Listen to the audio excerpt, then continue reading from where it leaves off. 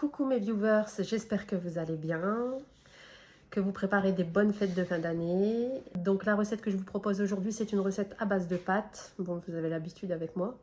Bien que je compte faire plus de recettes avec des recettes avec des flocons d'avoine. J'ai vu que ça fonctionnait très bien. Et merci à tous les nouveaux abonnés. Ça fait très plaisir puisque c'est grâce à vous que ma chaîne fonctionne. Sans vous, pas de chaîne. Je suis un peu malade, donc excusez-moi pour ma voix. Je vous dis à tout de suite pour la recette. Ah oui, et aussi, si ça bouge un peu, c'est parce que je dois tenir le téléphone avec mon bras. J'ai cassé mon pied de caméra. Ça fait le deuxième. Donc, je vous dis à tout de suite pour la recette, mes viewers. Et surtout, n'oubliez pas vos petits likes et vos abonnements. À tout de suite.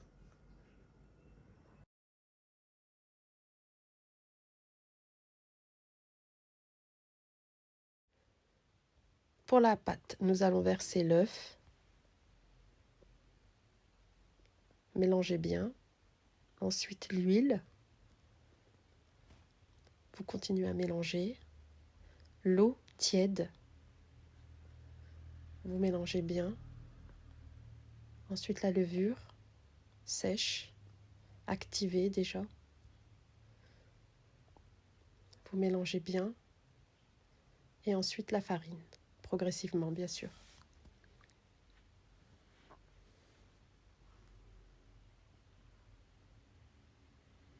Ensuite, on rajoute une bonne cuillère à café de sel.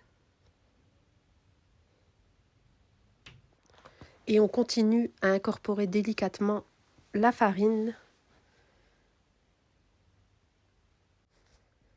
Une fois que la pâte commence à se former, nous allons nous débarrasser de la cuillère, remonter les manches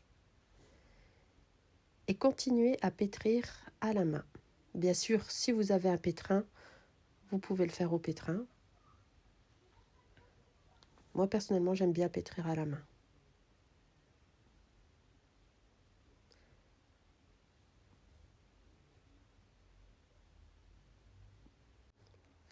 Si votre pâte colle, vous pouvez rajouter de la farine, bien sûr.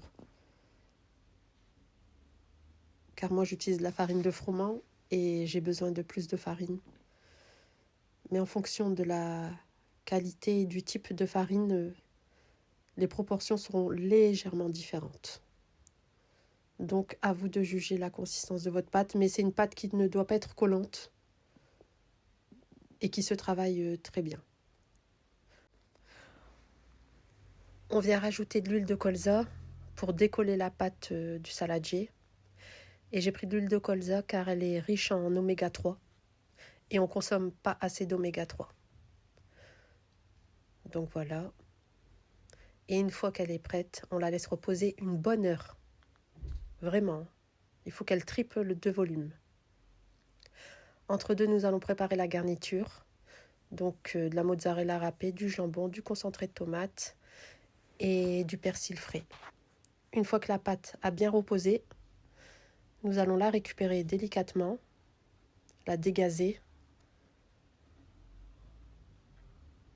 mettre de la farine sur le plan de travail pour ne pas qu'elle colle. Et on va venir récupérer la pâte.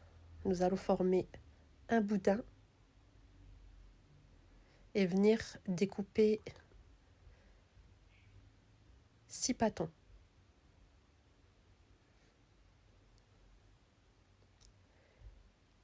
De poids égal. Si vous avez un pèse-aliments, c'est encore mieux. Moi, j'ai fait à l'œil. Et ensuite, j'ai rectifié les parts pour qu'elles soient égales. Donc, on va venir former des boules.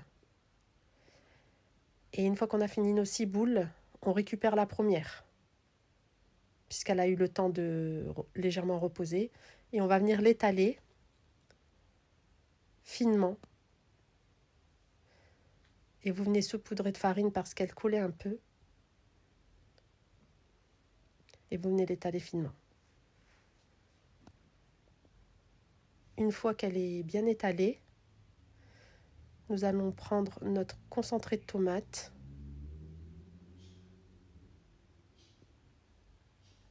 Et on va venir étaler du concentré de tomate sur toute la surface.